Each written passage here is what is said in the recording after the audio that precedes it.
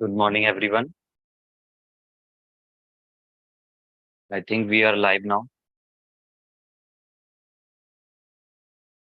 Okay, Balveer आ गए. Hello, everyone. Good morning. कैसे हैं आप सभी?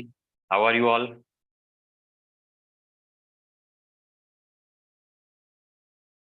So I hope you have covered the previous lecture. That is first part of the wave optics. In that first part, we have discussed YDSE. YDSE, young double slit experiment, or you can say interference of light. We have studied. That was very important. Most important topic of that chapter of this wave optics was YDSE experiment. One or two questions you will find from wave optics, or in fact, three questions sometimes. So you can easily find. Now, today we will move further for the diffraction. In YDSE or in interference, there were two sources of light, or you can say two slits of light. But good morning, Kanishka and Balveer. So in diffraction, there is only single slit. Diffraction may be of two types. That is, one is Fraunhofer, another is Fresnel diffraction, but we are not going in that much detail. What we are going to do in our syllabus, there is only Fraunhofer diffraction. So we are going to study that Fraunhofer diffraction. What is it? First of all, what's special in it? Look at that. This is a slit. This is a single slit. And these are the parallel lights, or you can say flat wavefronts are coming to incident on this single slit. So light, the every point, or you can say each point on this single slit behaves as a point source of light according to the Huygens principle, and the waves coming out of it will interfere with each other. Mind my words, every point on this single slit behaves as a point source of light. Why point source of light? Huygens says when this wavefront strikes the slit, these portions block some part of the wavefront, and the remaining wavefront comes out of this portion. So I am saying that each point of this wavefront will behave as a point source of light, and light coming out of this will interfere with each other and will cause a pattern to show. What does it pattern shows? This pattern shows, you can clearly see on the screen, there is a certain brightest fringe on the screen. Look at that. After that, alternate dark fringes, and the intensity of bright fringes then decreases. You can say it becomes less brighter. Same on the downside. Everything is going just opposite to the this side and this side are just opposite to each other. So there is a central maxima which has highest intensity, and then consecutive maximas and minimas. The maxima's intensity will decrease simultaneously. That's what diffraction. Now, the thing is, what is going to be the position of minima? What is going to be the position of minima? So, position of minima is nothing but n lambda by a, where n is any first, two, second, one, two, three, n is the order. So, if I say for first minima, for n equals to 1, this is called as first minima.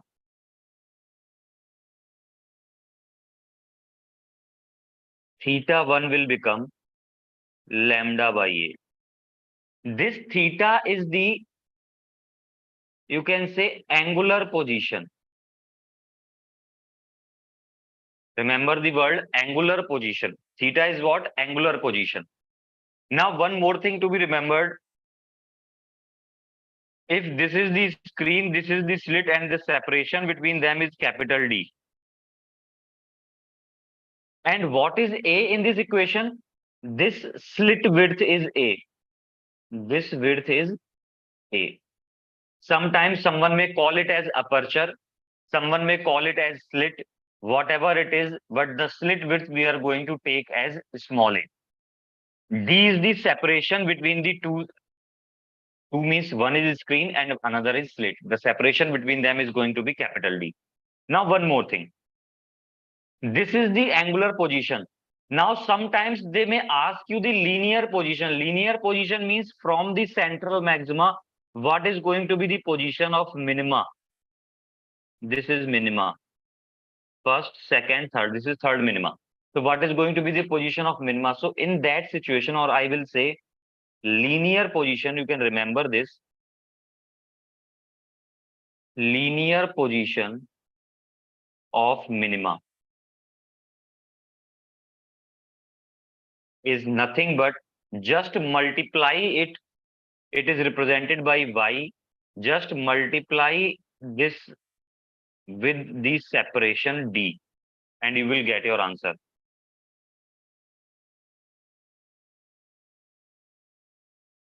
What I'm saying, whenever you want to calculate linear position contains this d term extra. Whether it is interference of light, YDSC, whether it is diffraction of light, in every case, linear position has this term d. And if you know the linear position and you want to find the angular position, just remove this term d and you will get the answer. Clear? I think it's clear. Position of minima. First lambda by a, second will be 2 lambda by a, third will be 3 lambda by a, and so on. Moving further, what is the position of maxima? Position of maxima formula is written n plus 1 by 2 lambda by a. N plus 1 by 2 lambda by. Is it clear? You can remember the formula, nothing else. And if you want to find the linear position, so for linear position, what you need to do? Just multiply this y is equals to n plus 1 by 2 lambda by a, multiply it with the separation d, nothing else. You will get the linear position. So first, if you place n equals to 1, then it will become 3 by 2 lambda by a, further 5 by 2 lambda by a, it will become like that. These were the two relations. Write it down on your notebook because we need that in the numerical section. We will need these equations, these formulas. Minima n lambda by a, maxima n plus 1 by 2 lambda by a. Nothing very much difficult in that, quite easy. Now intensity curve. The intensity curve is already shown here, but I have placed it again like this. This is the central maxima, first maxima, second maxima, similarly first maxima, second maxima. This is first minima, second minima. Now you can notice that the in the curve, what we have shown that central maxima is quite big in size, like this. It has covered most of the area. And all these fringes have smaller in width, are smaller in width. So what are the fringe width? If I say angular and linear width of central maxima, if I say this central maxima has a width of 2 lambda by a. This is angular width, theta naught. If I calculate linear width, so it will be denoted by beta naught is equals to what I have told you, 2 lambda by a is already there. Multiply it with the d and you will get the answer. Whenever you want to calculate linear width, multiply it with d. This is beta naught. Beta naught means position or sorry, angular width of central maxima. It is 2 times lambda by a. But if we calculate the fringe width of any other minima or maxima except central maxima, then it is just lambda by a. And if you calculate linear width, it will become lambda by a into d. This is linear width. Linear width. Right now, I have told you 4 formulas. one for position of maxima, one for minima, one for angular width of central maxima, one for angular width of any other maxima or minima. Now the question sometimes may come from this as well. Resolving power. Do you know what is resolving power? Do you know the definition? What is resolving power? Anyone who knows the definition of resolving power?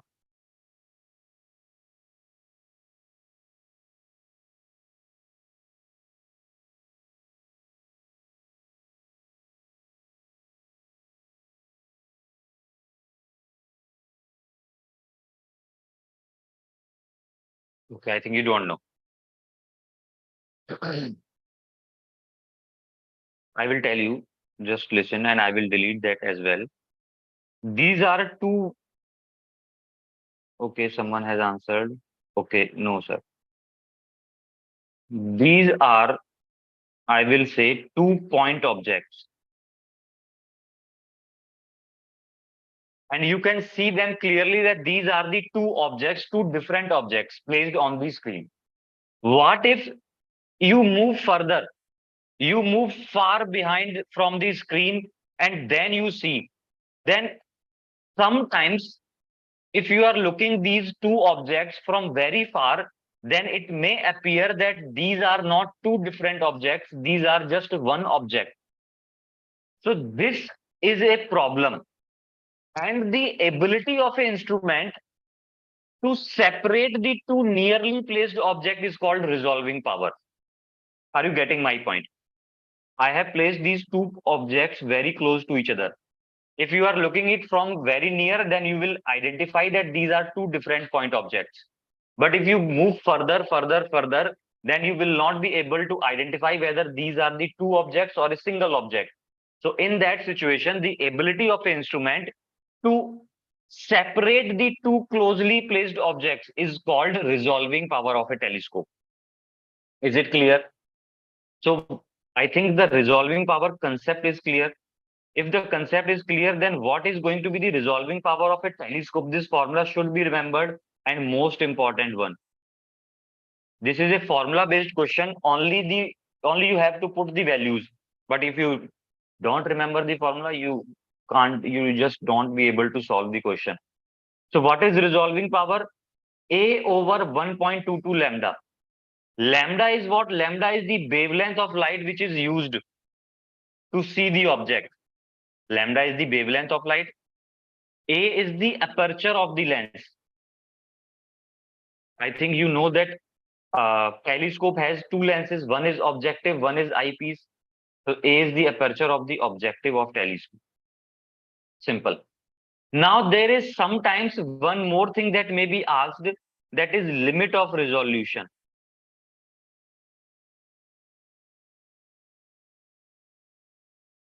Limit of resolution. So limit of resolution is measured in degrees and it is denoted by theta. It is denoted by theta. So theta is reciprocal to resolving power. Mark my words, theta is reciprocal to resolving power. So resolving power of telescope is mentioned. Then what will be the limit of resolution of telescope? It will be reciprocal to that term, that will be 1.22 lambda by A. Is this point clear? What is theta here? Limit of resolution. It is reciprocal to resolving power. I think the point is clear. Now, remember only one formula, any one of them. I think it's better to remember resolving power. If you remember both of them simultaneously, then at the exam you will confuse whether resolving power is 1.22 lambda is in denominator or in uh, limit of resolution it is in denominator. You will get confused. Remember one, and after that remember this relation. Clear? You will create this formula. You will be able to create this formula. So don't remember this one. Now moving further, resolving power of a microscope. The formula is on your screen. That is 2 mu sine theta over 1.22 lambda. 1.22 lambda is in the denominator in both the case. In telescope, it is A. In microscope, is it 2 mu sine theta. The meaning of each term is mentioned here. You can get that. You can take the screenshot and you will be able to solve the questions. In the same way, if I want to write limit of resolution, then it will become 1.22 lambda over 2 mu sine theta. Just reciprocal.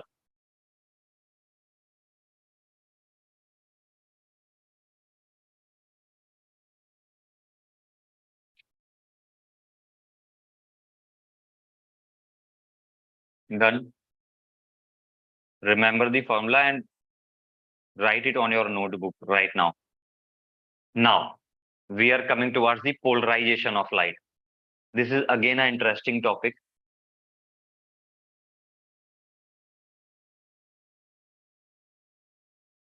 Lambda is refracted or reflected. Someone is asking, Chichuni is asking, lambda is refracted or reflected. Let me.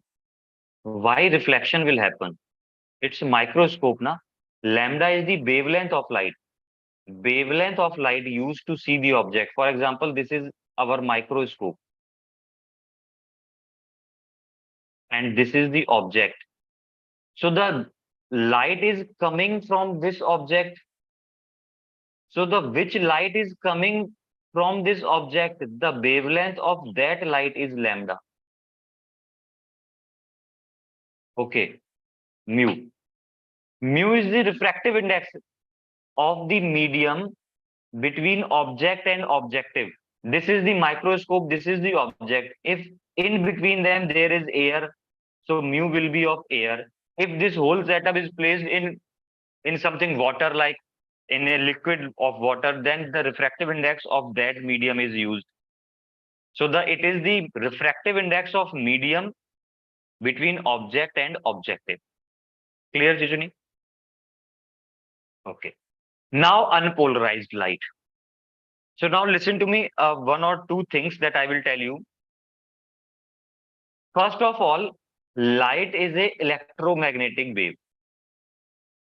Light is what? Electromagnetic wave. Electromagnetic wave means it has both electric field and magnetic field. Clear? It has both electric field and I'm writing in short. Now one more thing. The perception of light. Light is a wave. Generally, you can see that X-rays are also wave. You have listened, na? Electromagnetic wave has a spectrum. There is a X-ray, ultraviolet rays. There are a lot of waves. Radio waves, IR waves, infrared, that you call it infrared, gamma rays. So there are a lot of waves in this electromagnetic wave spectrum. But out of these, you can only see the visible spectrum. You can only see the visible spectrum. So the perception of light is created by electric field vectors only. The point I am saying that the light which you are seeing from your eyes is due to electric field vectors only. You can't see magnetic field vectors. The perception of the light that your eyes are seeing is due to electric field only. That is the one thing. Now again another thing. These are, or light is a transverse wave. Light is a transverse wave. So what happens if I show you,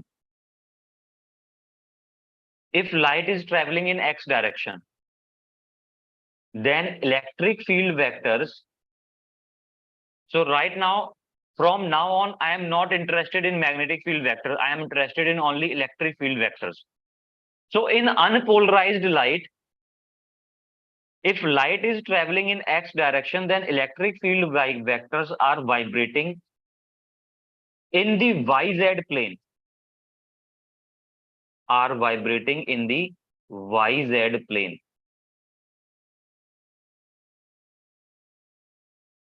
Remember one thing, again I am saying, light is transverse in nature. Transverse waves means that vibrations are perpendicular to the wave propagation. If light is traveling in x direction, then perpendicular to x direction is what? YZ plane. So electric field vectors are vibrating in YZ plane, complete YZ plane. Clear? So if I say light is traveling in the Y direction, what if light is traveling in the Y direction? Then electric field vectors will be in which plane?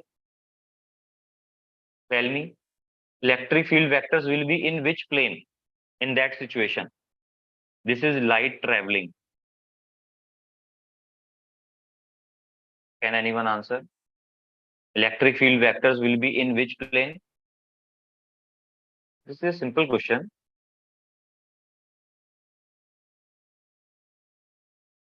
Z. Okay. Remember, listen again. If light is traveling in x direction, light is traveling, then electric field vectors will be perpendicular to this direction. And perpendicular to x is what? Y and Z both. YZ plane. Similarly, if light is traveling in the y direction, then electric field vectors will be in perpendicular to that, that is xz plane. In which plane? X and Z plane. Clear? Very good. I think point is now clear. So the representation of unpolarized light is something like this. This is the representation of unpolarized light. Unpolarized light.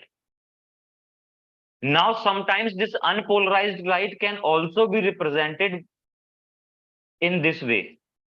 Like this is the direction of propagation of light, and this unpolarized light is represented by the vector in the y direction and by the vector in the z direction. This dot represents vector in the z direction. So this is another representation of unpolarized light. I think this point is clear till now. How we represent unpolarized light. This point is clear now. In which direction light will be unpolarized, light the vectors will be, that's also clear. Now moving further. What is polarization of light?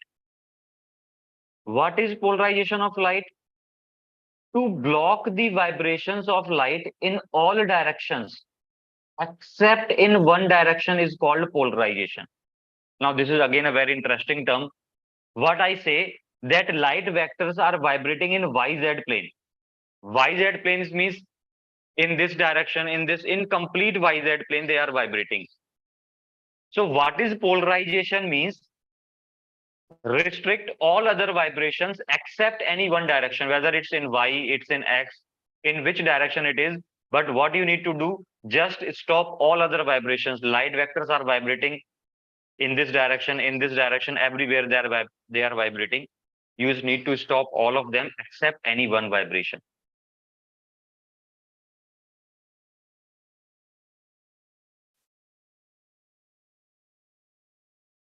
Now, another key point is only transverse waves can be polarized. Only transverse waves can be polarized. This point to be noted. That's why you can say that sound waves cannot be polarized. Because sound waves are longitudinal waves. They are not transverse. Now, how we can polarize the light? The thing is, a tourmaline crystal or Nicol prism can be used to polarize the light. Tourmaline crystal or Nicol prism, we represent them something like that. We represent them something like that. This is not a benzene thing, but we represent them something like that. And the one more thing, every tourmaline crystal and Nicol prism has a pass axis. Let's suppose this is the pass axis. Don't get confused with the word. This is pass axis. Pass axis means the electric field vectors or light vectors which are parallel to this line, only they will pass through it. and all other vibrations will stop. Point is clear?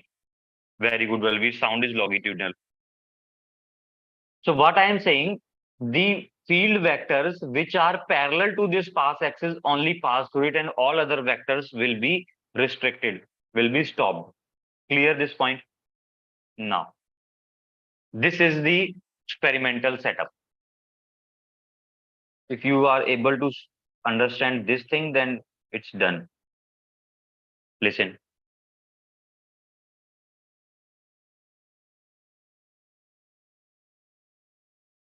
Tell me whether I am drawing polarized, unpolarized light or polarized light.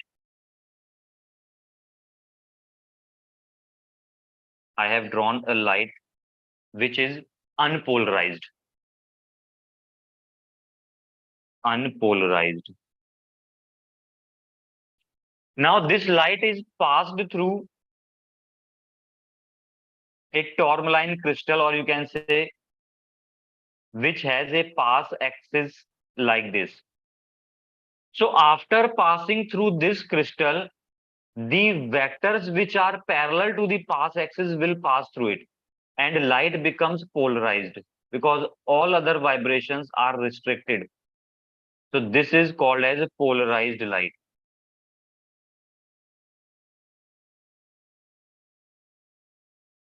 Polarized light.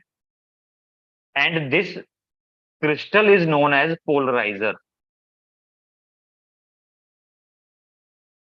Polarizer. Very good. Now, after passing through this another crystal, now remember one thing that I am saying. When this light is passed through this crystal, another crystal, second crystal, what we have seen. Now listen to me. Listen to me. In the experiment, what we have observed that if light of intensity I naught is coming from this side, then after passing through the first crystal, its intensity becomes half. It becomes I naught by 2. Just becomes half. It is shown by calculations as well. You can't predict that intensity is becoming half by the experiment itself. It's a numerical value calculated by some formulas. So remember this thing, intensity becomes half. Now, this second crystal is placed parallel to the first crystal. Remember my words. Second crystal is placed parallel. And it is observed that light coming out of it has same intensity. When this second crystal is rotated, then the intensity decreases. Then the intensity decreases. So this second crystal is called as analyzer. Second crystal is known as analyzer. Is it clear? Now, can you just tell me what should be the angle between the pass axis of two so that no light comes out of this second crystal? According to you, what should be the angle between the pass axis of the two crystal so that no light comes out of the second crystal? This is a very basic question. This axis is in y-axis. So only y vectors comes out and all other vectors are restricted. So where this axis should be?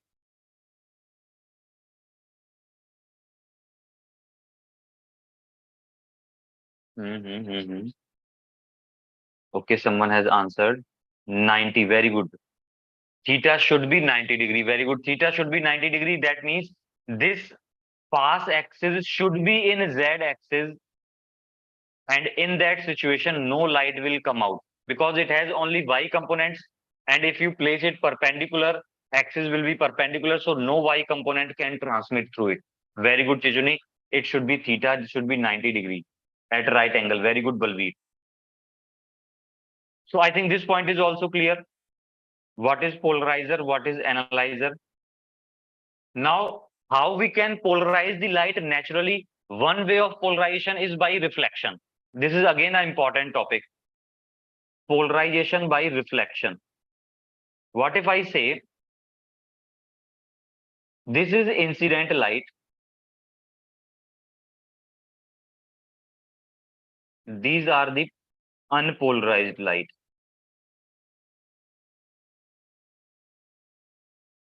When this light comes and strikes the surface, or you can say transparent medium, some portion of light is reflected and some portion of light is refracted.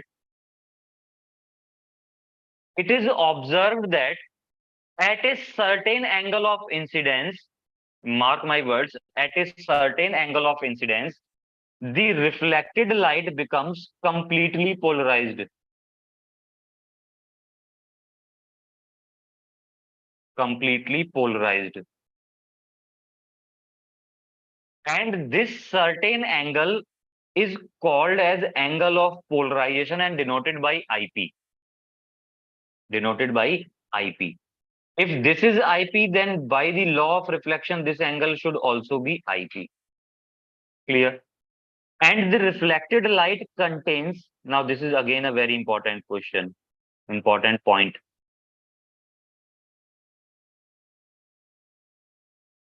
Do you know that the second law of, or you can say first law of reflection, that incident light, reflected light, and normal lie in same plane? Do you know this thing? This is the very famous statement. Lie in the same plane. Is it clear now? If this is our x-axis, this is our y-axis. This is our x-axis, this is our y-axis. Then incident light, reflected light, and refracted light all should lie in xy plane. That means incident ray, reflected ray, all should lie in xy plane. Is it clear? According to the diagram. Now, if they are in xy plane, the thing that is to be remembered, that reflected light is polarized at a certain angle of incidence, but the vectors that it contains are perpendicular to the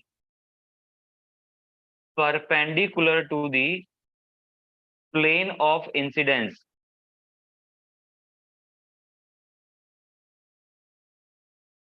Or you can say plane of reflection, or you can say plane of refraction, whatever you can write, because all these waves, all these lights will have same plane.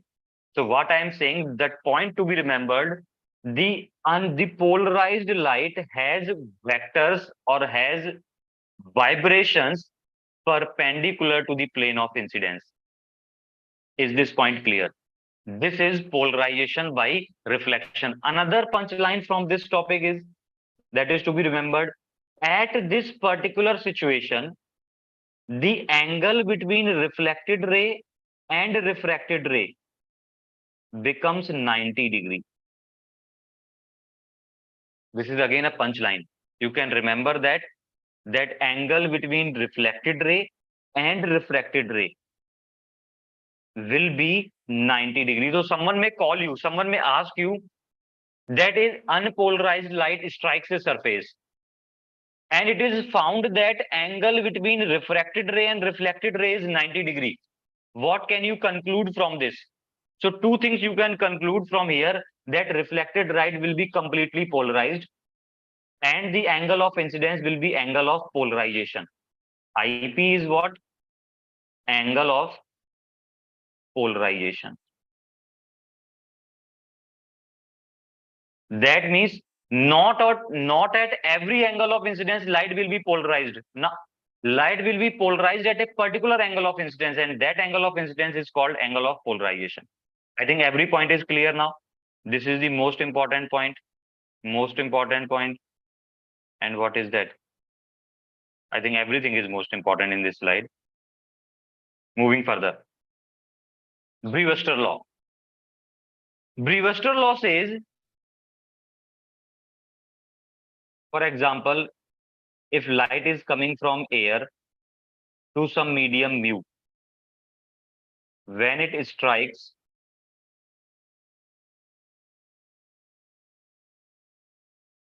and becomes polarized, then angle of incidence is IP, So this angle of incidence tan IP is equals to mu.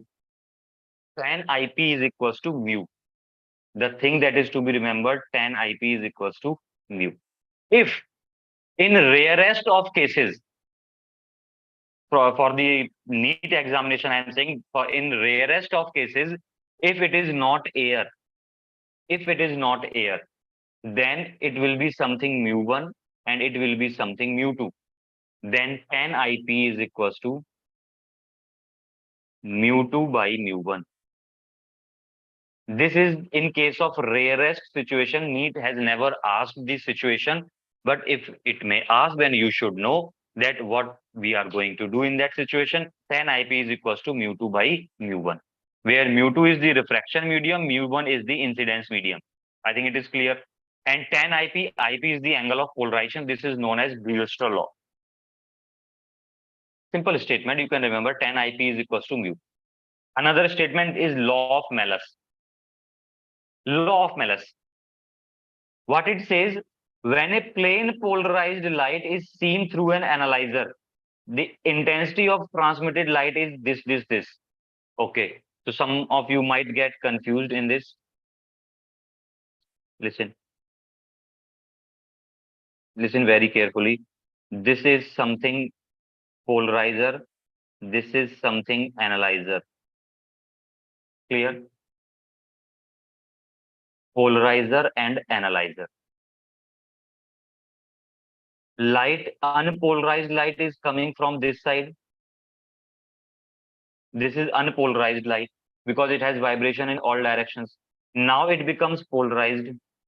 There are vibrations in particular direction only. So when this light passes through this analyzer, let angle between them is theta. Angle between them is theta. Angle between the pass axis is theta. Then the light, let this intensity is I. Then I1, let's suppose this is I1. This intensity is I. This is I1 and this is I2.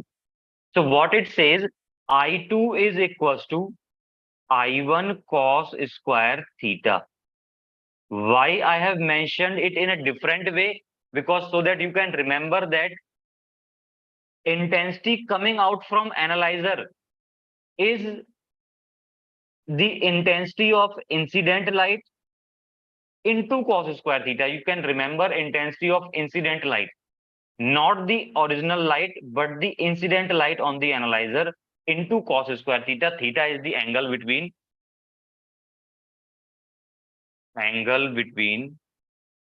polarizer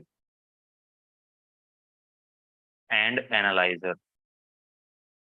I have written in a very poor writing, so I think you can understand that angle between polarizer and analyzer. I think till now everything is clear.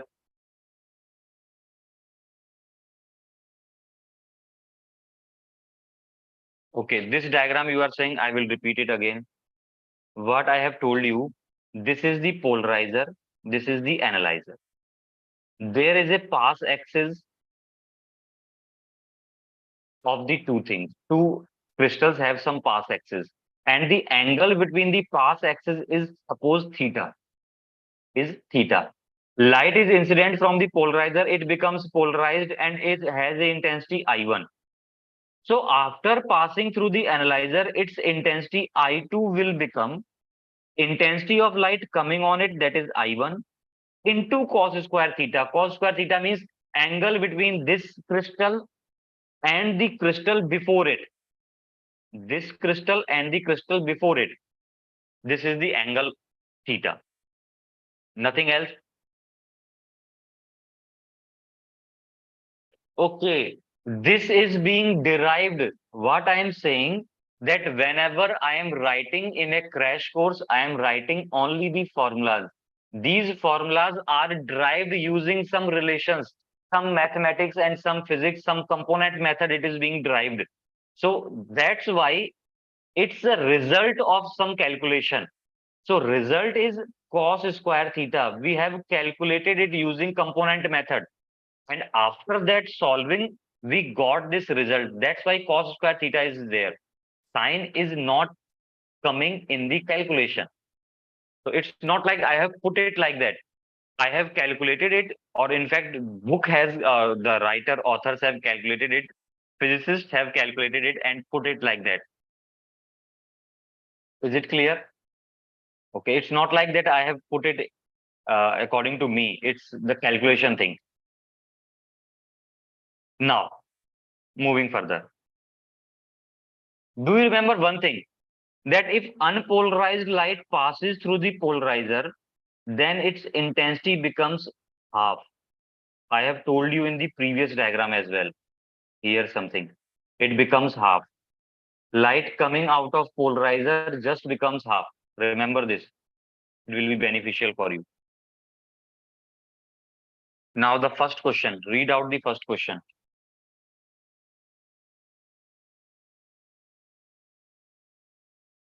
The question says, assume that light of wavelength 600 nanometer, that means lambda is given, is coming from a star. The limit of resolution of a telescope whose objective has a diameter of 2 meter. That means aperture is given as 2 meter, wavelength is given as 600 into 10 raised to the power minus 9 meter. And they are asking you the limit of resolution. Limit of resolution is what? Theta. Anyone who remembers the formula for limit of resolution of a telescope?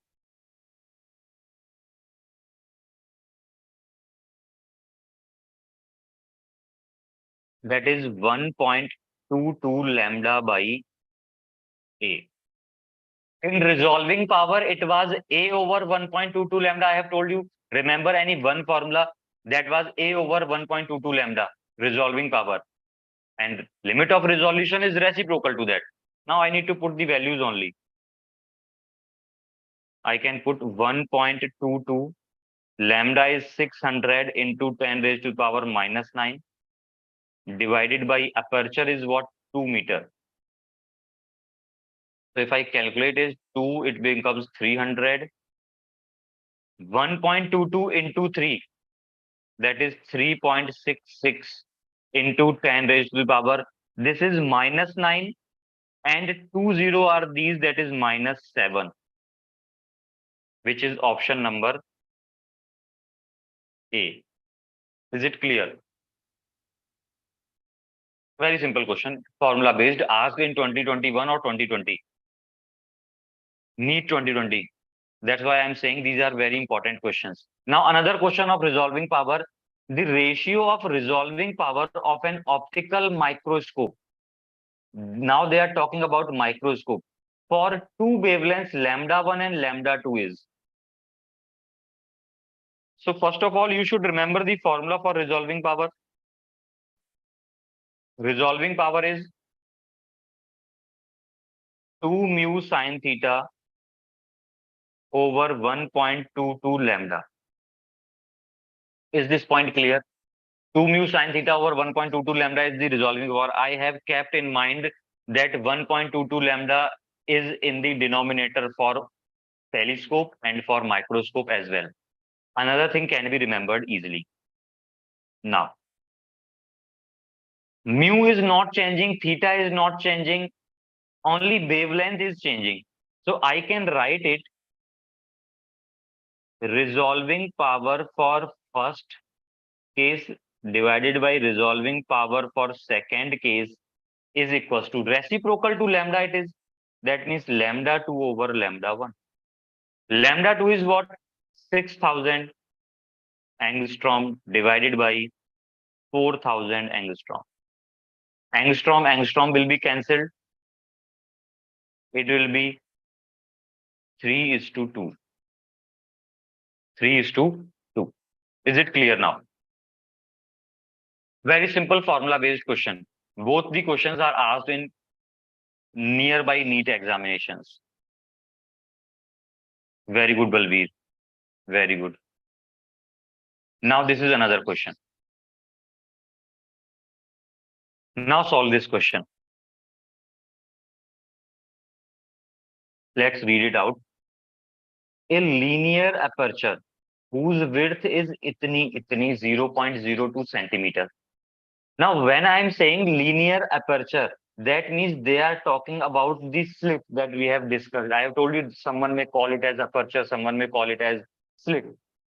Is placed immediately in front of a lens. That's a very good question. In front of a lens of focal length 60 centimeter. The aperture is illuminated. Okay, read it out. Just stop there.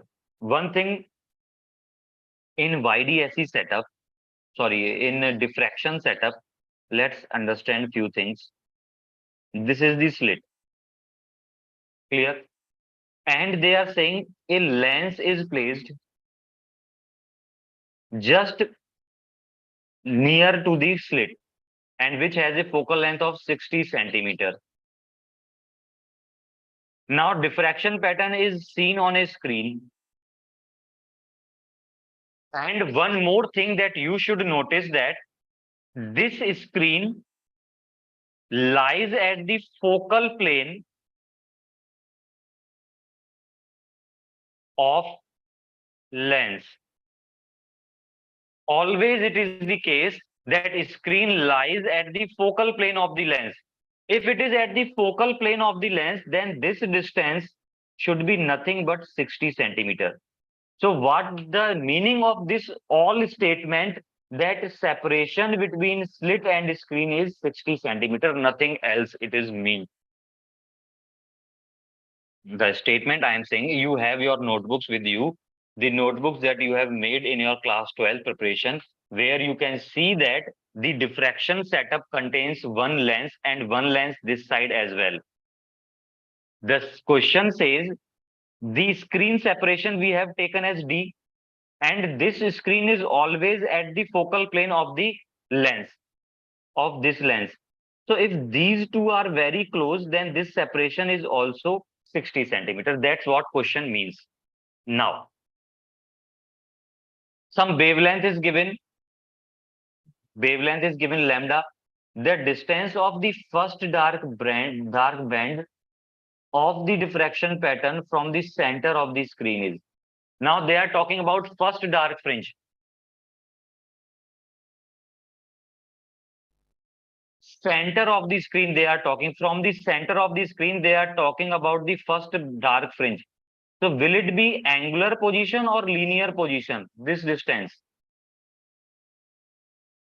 Will it be angular position or linear position? 0.15 centimeters someone is saying. Okay, I think Balveer is saying 0.15 centimeter. Let's check it. So now place the formula. What is the formula for linear position? Y1 first dark fringe. That is lambda D. Lambda by A is the formula and multiply it with D. Place the value. Lambda, very good. Linear is asking. Lambda is 5 into 10 to the power minus 5 is in centimeter.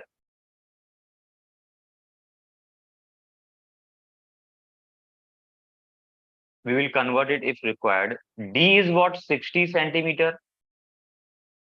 All the units are placed in centimeter.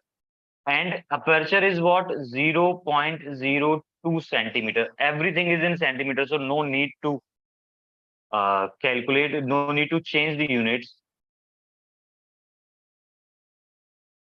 It will be something 3000. That is 15,000 into 10 raised to the power minus 5. That will be 1, 2, 3, 4, 5, 0.15 centimeter. Very good, Balveer. You got the correct answer. Very good.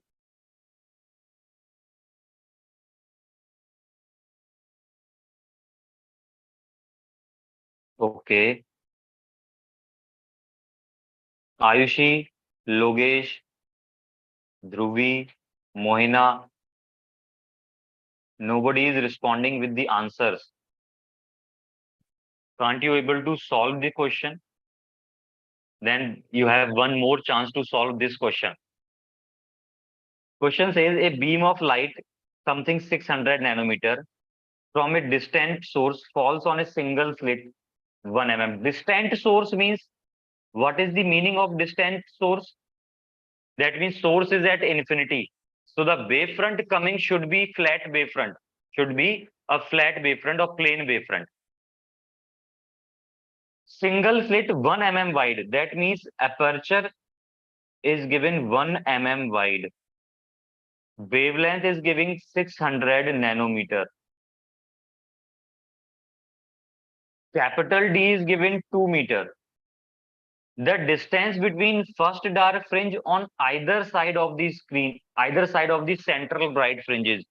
So the separation between, listen, this is the screen, this is the central bright fringe, this is the first minima. First minima is this one, and first minima is this one. So the separation, this is central maxima. What if I say I have calculated this separation and doubled it? So it will become the total separation of two minimas. First of all, try to read the question. The distance between first dark fringe on either side of the central bright fringe. That means either side, that means one is on this side, one is on this side. So the separation between them, I will calculate this distance and double it. It will become total separation. Again, very simple. Let's suppose the separation between them is something x. That x will be first bright fringe, first dark fringe as lambda by a into d. And if I double it, it will become 2 lambda a by d.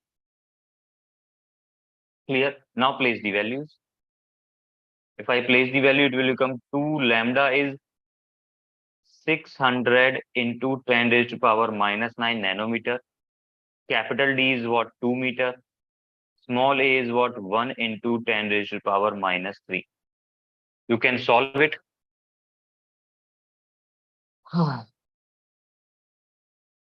That is 24 into 10 raised to the power 3 and 2, 5. 5 and minus 9, that is minus 4. That will be 2.4 into 10 raised to power minus 3, that is 2.4.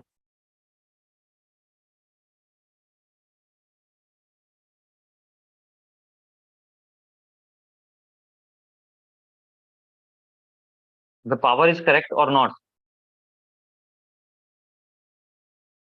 2.4 into 10 to the power minus 3, that is 2.4 mm, I think. Is it clear? 2.4 mm, that means option number, someone has answered as well. Ayushi is saying D. Very good, Ayushi. Balveer is also saying D. Very good. That's great. One more question I will take. Now, this is the question based on polarization. Question says two polaroids P1 and P2 are placed with their axes perpendicular to each other. Clear? So I am drawing one of the polaroids P1. This is P1 and this is P2. Don't look like that the angle between them is 90, but I am just drawing it. And the angle between them is 90 degree. I am mentioning it like that. No problem with that. You can understand that angle is 90 degree. Next, they are saying unpolarized light I naught is incident on P1. That means a light is incident on P1, which has a intensity I naught. Again, clear. A third Polaroid P3 is kept in between P1 and P2. A third Polaroid is also kept between them, such that its axis makes an angle 45 degree with that of P1. That means angle between them is 45 degree. The intensity of transmitted light through P2 is, this is P1, this is P2, and this is P3. So intensity of light coming out of P2 they are asking. Now it's a very simple question. If I say, remember, first thing, let's suppose intensity becomes I1 here, I2 here, and I3 here. Clear?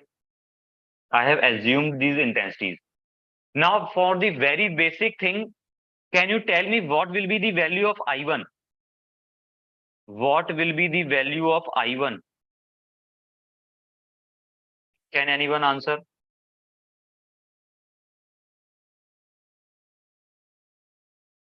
I naught by 2. Very good. So it is I naught by 2. This is very clear.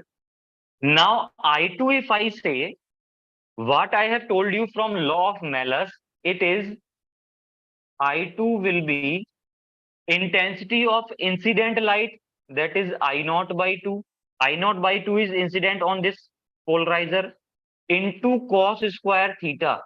Cos square theta means angle between them is 45 degree. Clear? The angle between the previous crystal and this crystal is 45. So it is I naught by 2 into cos square 45 means 1 by 2. So it is I naught by 4. Clear? So we got I2 as I naught by 4. Now use the same formula for I3. So I3 will be what? Now look at the screen. I3 is what? Intensity of incident light. Incident light has an intensity I naught by 4. Very good. Balveer has answered I naught by 8. I naught by 4 is the intensity of incident light into cos square. Angle is very good. This angle is again 45. So cos square 45. That is I naught by 8. Very good. Ayushi is correct.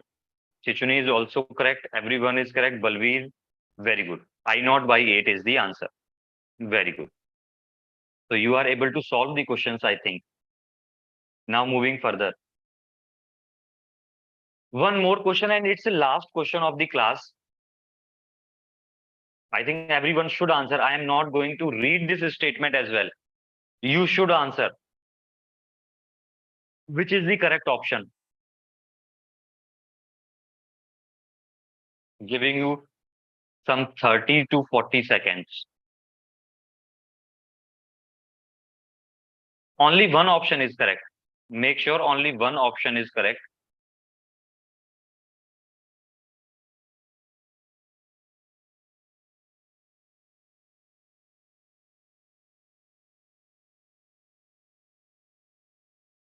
Okay, answer quickly. It's already 11.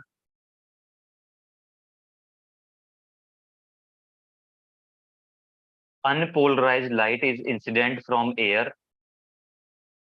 Okay. B. Ayushi is answered B. Chichuni is also answering B. Balveer, what's your take on this? Plane surface, material refractive index mu, whatever it is, at a particular angle of incidence I, it is found that reflected and refracted rays are perpendicular to each other. What does it mean? Reflected ray and refracted rays are perpendicular. This is the punchline. Then reflected light is polarized with its electric vector parallel to the plane of, no, they are not parallel. They are perpendicular. That's the punchline. Reflected light is polarized with electric vector perpendicular to the plane of incidence. Very good. This is the correct answer. Now notice one more thing. The examiner may confuse you by this term electric. In one option, he will place magnetic vector. In one option, he might place magnetic, and in one option, there is electric. And what you will see, you will just notice the perpendicular thing and you will ignore this magnetic thing. So remember that whenever you are talking about polarization, you need to focus on electric field vectors, not on magnetic vectors. This is a very simple confusion that he might create in your minds. He will play with you. Are you able to understand what I'm trying to say? Just focus. Don't only focus this parallel and perpendicular. These are very highlighted words. Everyone can notice them. But the thing is, you will not notice is electric and magnetic field. Right now in this question, this kind of games are not played with you, but it can be played. Is it clear? So right now option B is correct. Very good, Balveer. Your guess is right. Option B is correct. Is it clear how option B is correct? So I think it's time to end the session and we will meet again in the next class. Tomorrow is your test. I hope you will do good. And everyone, please share your results as well. Na? What you get in your exams, what you get in your test. Tomorrow is the test discussion, I think. Tomorrow is your test, I think, Balveer. So tomorrow is going to be a test discussion in the evening. So just share your marks, whatever you are getting, whether it's lower marks, higher marks, whatever you are getting, just share your marks. Okay. Till then, bye everyone.